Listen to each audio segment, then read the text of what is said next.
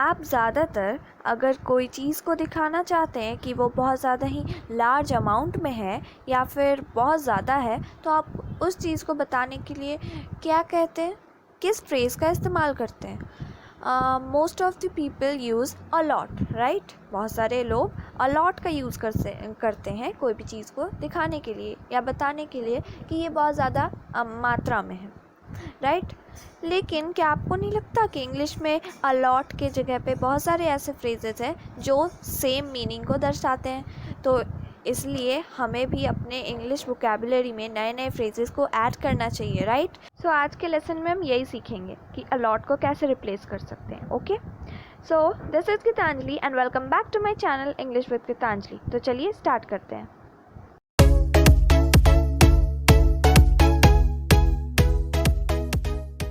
आज का हमारा फर्स्ट फ्रेज या फिर आप बोल सकते हैं एक्सप्रेशन है जो अलॉट को रिप्लेस कर सकता है, वो है अ good deal of. A good deal of ये भी बहुत अच्छा एक्सप्रेशन है जो अलॉट को रिप्लेस कर सकता है। इसका मतलब होता है बहुत ज़्यादा मात्रा में, अच्छी मात्रा में बेसिकली, राइट?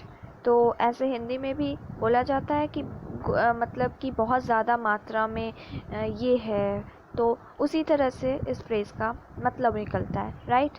एक एग्जाम्पल देखते हैं। We had a good deal of rain last summer. मतलब लास्ट समर मतलब कि पिछले गर्मियों में हमें अच्छी बारिश मिली थी, मतलब बहुत अच्छी अमाउंट में बारिश हुई थी, राइट? सो इसी के साथ बढ़ते हैं दूसरे वाले फ्रेज़ की ओर या फिर एक्सप्रेशन आप कह सकते हैं, वो है a large number of. A large number of इसका मतलब होता है बहुत ज़्यादा मात्रा में।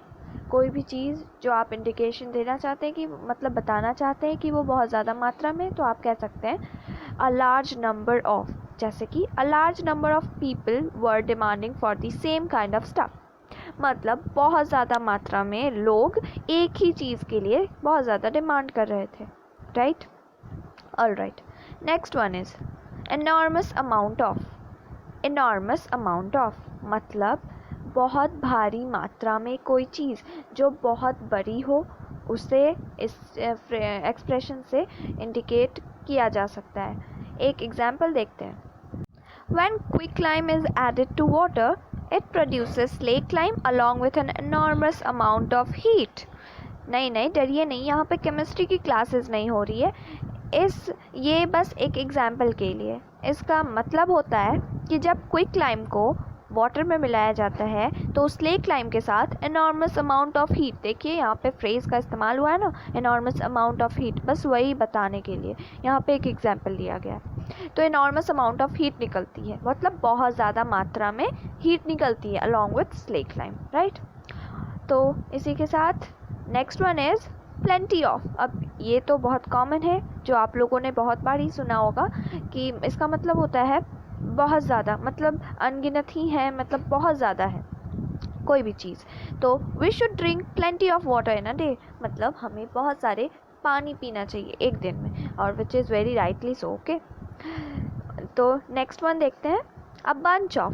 अ बंच ऑफ मतलब ये एक आप कह सकते हैं बहुत ज़्यादा ही है। तो इसका मतलब क्या होता है?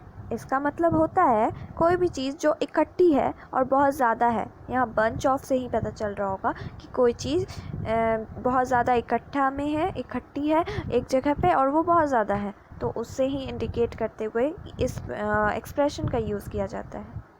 तो let's see an example. He has got some apples along with a bunch of grapes।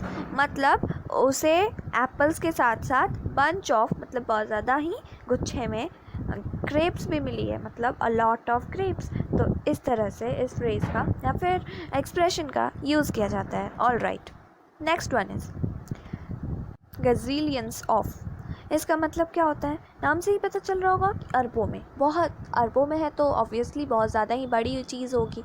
आपको अगर कहना है कोई चीज़ को देख के या फिर कोई अमाउंट को देख के जो इनडेफिनाइट है, तो आप उसे इस एक्सप्रेशन का यूज़ करते हुए बता सकते हैं, बिल्कुल। ओके, तो एक एग्ज़ाम्पल देखते हैं ताकि अच्छे से क्लियर हो कि ये वाला कैसे यूज़ किया जाता है कोई भी सेंटेंस में। ऑल राइट, एक एग्जाम्पल देख लेते हैं जल्दी से. She received gazillions of wishes and gifts on her birthday. मतलब उसे बहुत ज़्यादा ही wishes अब उसके बर्थडे पे और गिफ्ट्स मिले. All right, next one is shed load of. इसका मतलब होता है अ लार्ज अमाउंट और नंबर. कोई भी चीज़ जो बहुत ज़्यादा लार्ज अमाउंट में हो, बहुत ज़्यादा मात्रा में हो, और या फिर नंबर में हो, मतलब जो आप ज़्यादातर गिन नहीं पाते हो, वो उस चीज़ उस तरह के हो, तो उसी समय हम इस एक्सप्रेशन का यूज़ कर सकते हैं उसे बताने के लिए कि वो बहुत ज़्यादा मात्रा में है, या फिर आप बोल सकते हैं. राइट, तो एक एग्जाम्पल देखते हैं. If he will take part in the singing competition, he would be earning a shed load of money. मतलब अगर वो competition में, singing competition में participation करे तो वो बहुत ज़्यादा ही surely बहुत ज़्यादा पैसे वो कमा सकता है. इसका मतलब है shed loads of money, मतलब बहुत ज़्यादा amount में पैसे कमा सकता है. All right. दूसरा है a hoard of. A hoard of.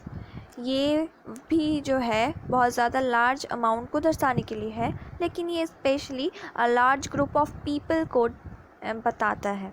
मतलब इसका मतलब ये होता है कि कोई ज़्यादा अमाउंट में, बहुत ज़्यादा मात्रा में लोग हों जहाँ पे, तो उस चीज़ को ज़्यादा मास, बड़ा मास को बताने के लिए, मैसिव मास को बताने के लिए, इंडिकेशन देने के लिए ये वाला एक्सप्रेशन यूज़ किया जाता है. एक एग्जाम्पल देखते हैं. A horde of journalists were waiting to take her interview. मतलब बहुत ज़्यादा ही लार्ज अमाउंट ग्रुप में, जर्नलिस्ट की ग्रुप से बहुत सारे लोग आए हुए थे और उसके इंटरव्यू के लिए वेट कर रहे थे. Now next one is a myriad of. अब इसका मतलब क्या होता है? myriad का मतलब होता है असंख्य. तो इसे पता चल ही गया होगा कि इसका मतलब होता है कोई भी चीज़ जो बहुत असंख्य हो. May be of a group of people, of और थिंग्स, और a very great amount of them. Okay, a variety भी हो सकती है. राइट, तो एक एग्जाम्पल देखते हैं. I have a myriad of old memories of my mother. मतलब मेरे पास बहुत ज़्यादा ही असंख्य है मेरे मम्मी के साथ ओल्ड मेमोरीज, जैसे नॉस्टैल्जिया की फीलिंग होती है, तो बिल्कुल उसी तरह. Right, now last one is mobs of. इसका मतलब होता है a large crowd usually of people. Right, तो जहाँ पे बहुत ज़्यादा क्राउड होता है तो वहाँ पे आप बोल सकते हैं mobs of. Let's quickly see an example. There were mobs of people who were protesting against the unjust laws. मतलब वहाँ पे बहुत सारे ऐसे लोग थे, crowded people थे, जो प्रोटेस्ट कर रहे थे अनजस्ट लॉज के खिलाफ. तो ऑल राइट, आज का लेसन यहीं पे ख़त्म होता है. This is Geetanjali signing off for the day. Will meet in the next lesson. Until then, bye bye, and also thanks for watching.